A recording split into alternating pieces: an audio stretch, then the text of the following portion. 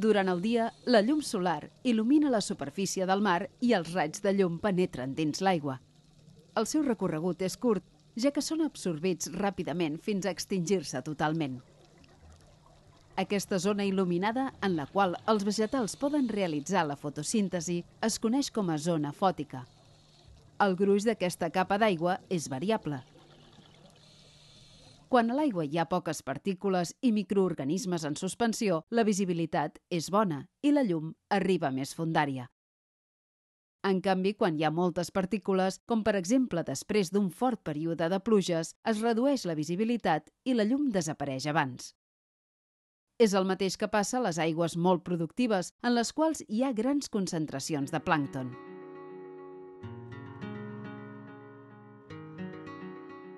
De tota manera, tant si són aigües clares com si no, per sota dels 100 metres gairebé ja no arriba la llum. A partir d'aquí, l'ecosistema marí és un ambient de foscor perpètua. És la zona afòtica.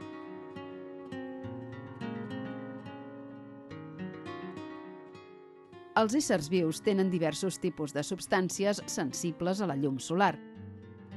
En els vegetals i en diferents grups de microorganismes són les clorofiles i altres pigments fotosintètics. I en els animals i alguns microorganismes són la rodopsina i substàncies semblants. Els vegetals i alguns microorganismes utilitzen la llum solar com a font d'energia per realitzar la fotosíntesi.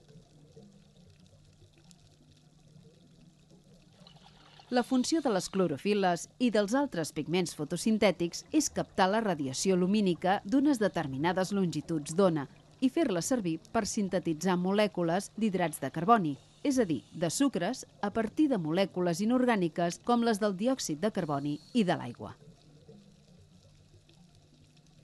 Les cèl·lules de les algues tenen diferents tipus de clorofil·la que absorbeixen llum de diferent longitud d'ona. Hi ha clorofil·la A, B, C i D. Cada espècie té una combinació diferent d'aquestes molècules. A més, en els vegetals hi ha altres pigments complementaris que també poden ser fotosintètics. Un exemple són les xantofil·les, que tenen també un efecte protector de la radiació solar. Cal recordar que un excés de radiació pot ser mortal per a les microalgues.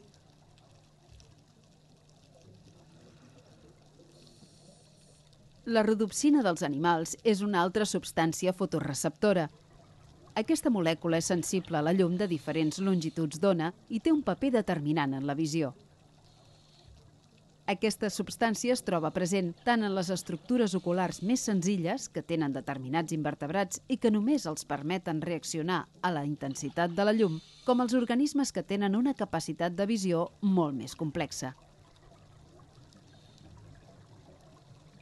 En els animals marins, la capacitat de percebre la llum i veure imatges varia molt segons les espècies, des dels que hi són insensibles fins als que tenen estructures oculars molt ben formades.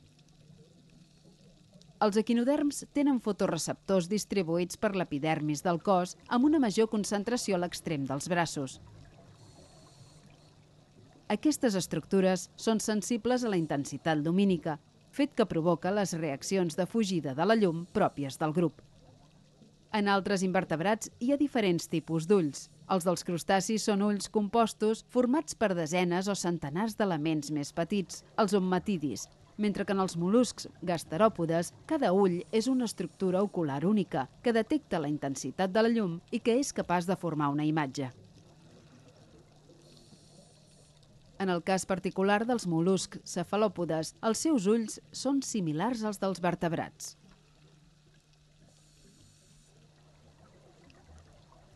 Els ulls dels peixos destaquen per l'absència de parpelles i perquè tenen el cristal·lí esfèric. La reacció a la llum no és la mateixa en tots els organismes. En algunes espècies, la llum, encara que no sigui gaire intensa, provoca una reacció de rebuig i fugida. Són els organismes anomenats esciòfils, és a dir, aquells a qui els agrada estar a la foscor. Un exemple en són uns equinoderms, els ofiuroïdeus. Hi ha espècies d'hàbits nocturns que durant el dia estan amagades sota les pedres o en indrets foscos. Si accidentalment queden exposades a la llum, ràpidament busquen un lloc fosc. Altres espècies viuen a fondàries on la llum no arriba mai. Contràriament, hi ha organismes fotòfils, és a dir, que se senten atrets per la llum. Aquest eixam de crustacis, de cucs, poliquets i d'altres organismes és atret per la llum dels focus d'un vehicle submarí.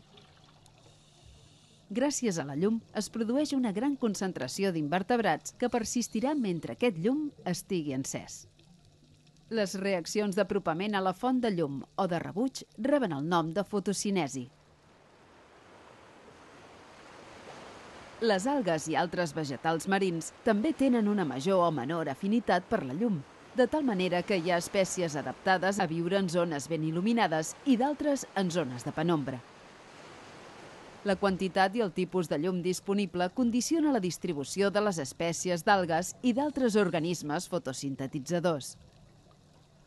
A prop de la superfície o en els fons marins ben il·luminats és on es donen les millors condicions ambientals per a la vida vegetal, ja sigui en els indrets on hi ha roca, als fons sorrencs o en el medi pelàgic.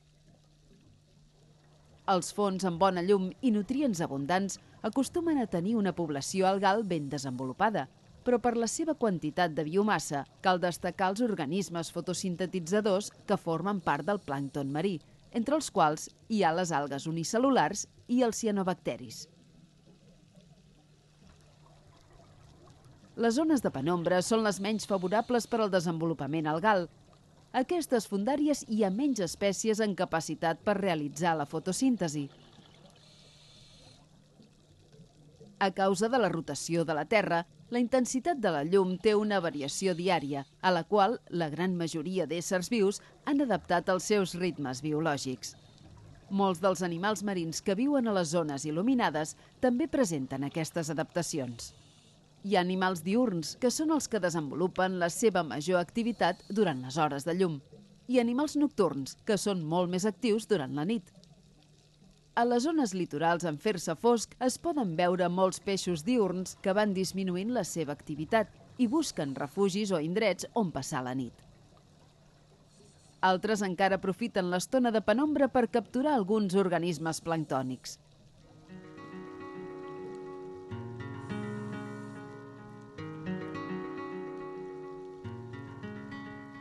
Quan es fa de nit, molts peixos que durant el dia es mouen contínuament estan amagats als caus o es queden quiets a prop del fons. Passa el mateix amb molts invertebrats. Per a ells és el moment de descansar. Mentrestant, altres animals surten a buscar aliment i a caçar durant les hores de foscor.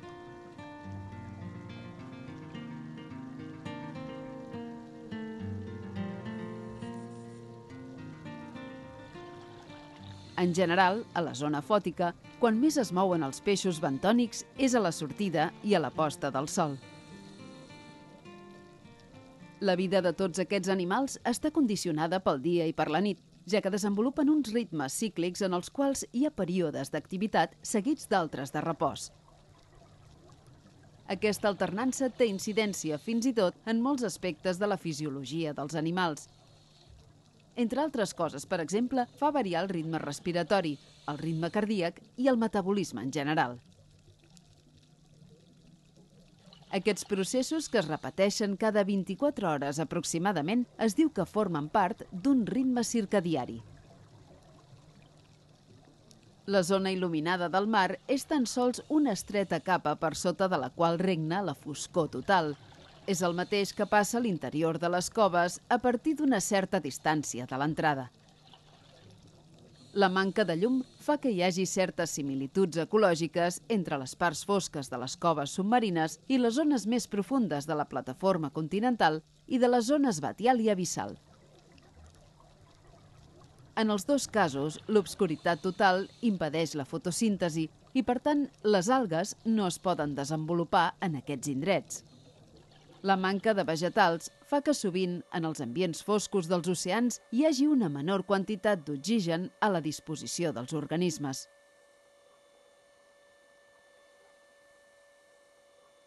A la zona afòtica no hi ha ritmes marcats per la llum, és a dir, No hi ha dies ni nits, ja que sempre hi regna la foscor, tot i que els organismes poden tenir ritmes biològics interns.